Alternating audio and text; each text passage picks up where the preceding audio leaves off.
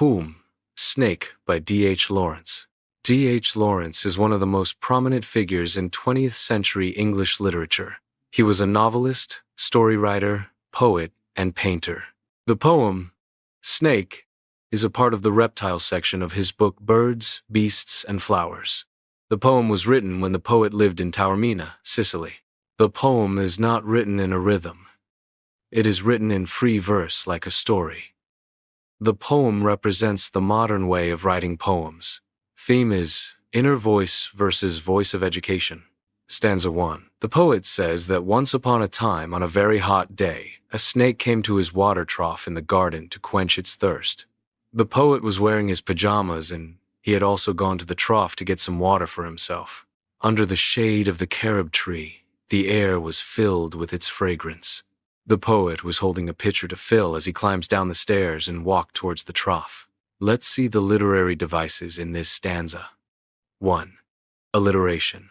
The sound S is repeating in strange scented shade. 2. Repetition.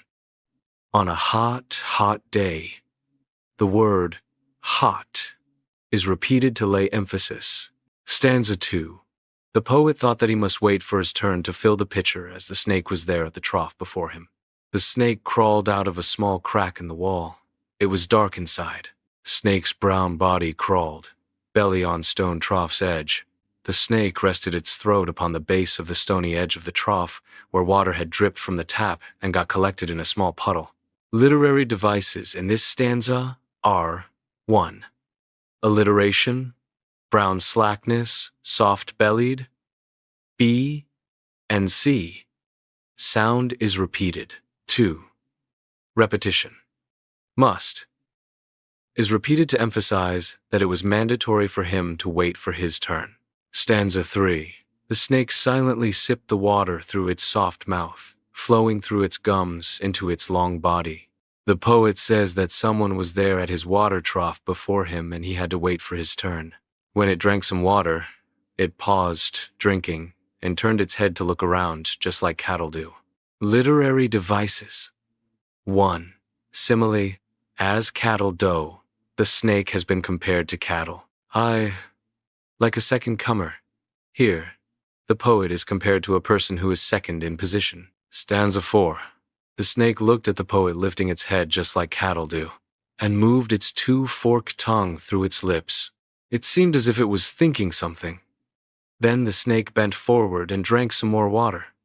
The poet says that the color of the snake's body was an earthy mix of golden and brown. Probably it was because it lived inside the bottom of the earth, which was burning hot due to 2 reasons. The first was that it was the summer season, and secondly, the Mount Etna located there was an active volcano which emitted a lot of hot lava and fire. This indicated that the earth was hot inside. Literary devices. 1. Simile. Looked at me vaguely, as drinking cattle do. Snake is compared to cattle. 2. Alliteration. Flickered his two-forked tongue. F. And to sound repeated. 3. Visual imagery. Etna, smoking, and burning bowels of the earth create visual imagery in the mind of the reader.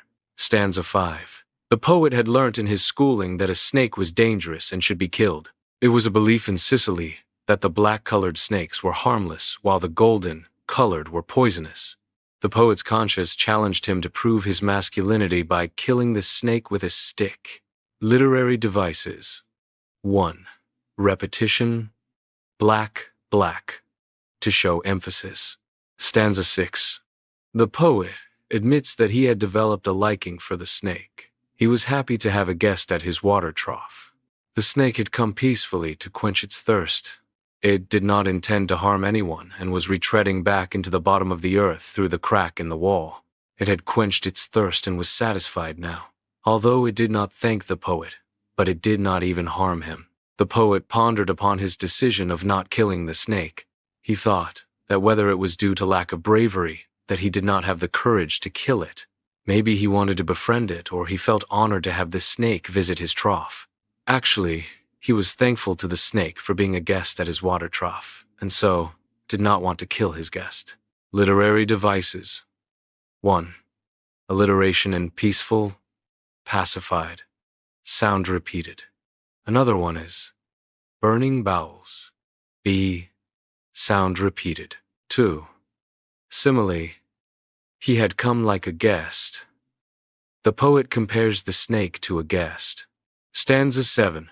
The poet felt that he had been honored by the snake who had appeared at his water trough as a guest, but the inner voice of education kept telling him to kill the snake. He was afraid of the snake and did not have enough courage to kill it. In fact, he felt obliged to have him as a guest. The feeling of being hospitable and kind to his guest was stronger than the voice which told him to kill the snake. Literary devices. 1.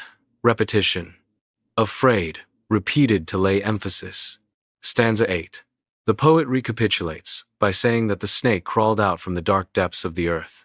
After drinking water, it lifted his head like an intoxicated person. It moved its forked tongue out of its mouth. Literary devices. 1. Alliteration. Dark door. The sound is repeated. His head, dreamily, as one who has drunken.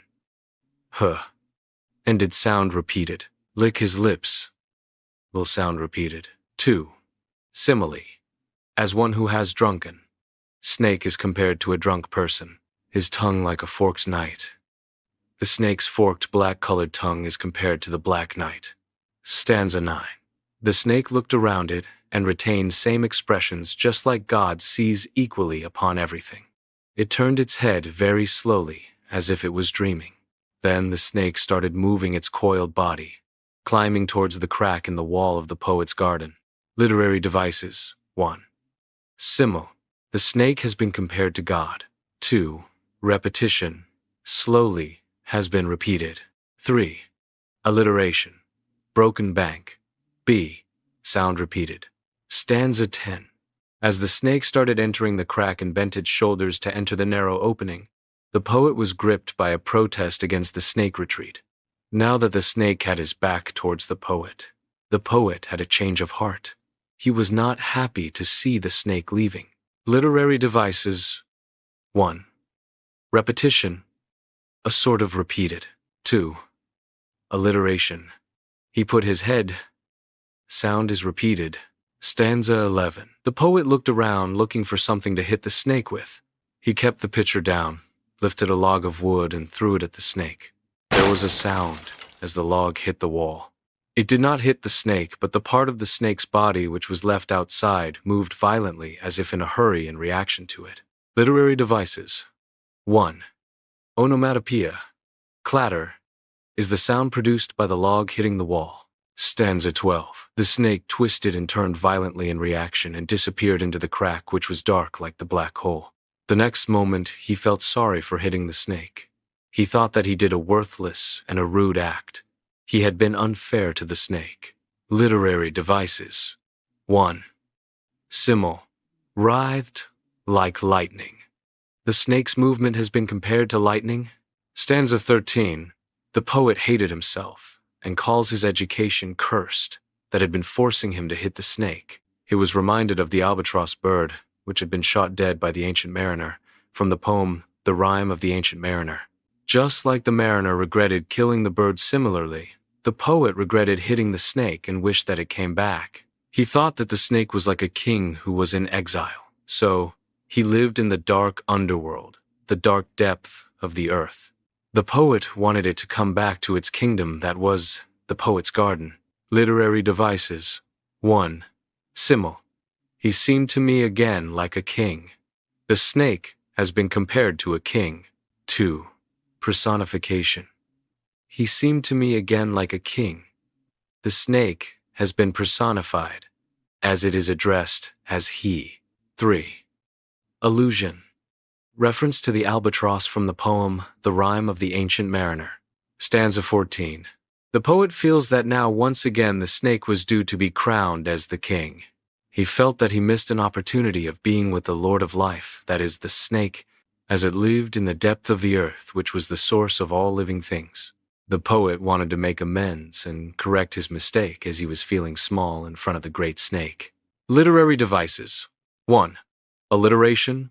Lords of Life. Law. Sound repeated. So, we see The poem talks about the peaceful coexistence between man and the other creatures in the world. It also talks about man's guilt which he has when he fails to perform his duty of respecting these other creatures which are God's creations.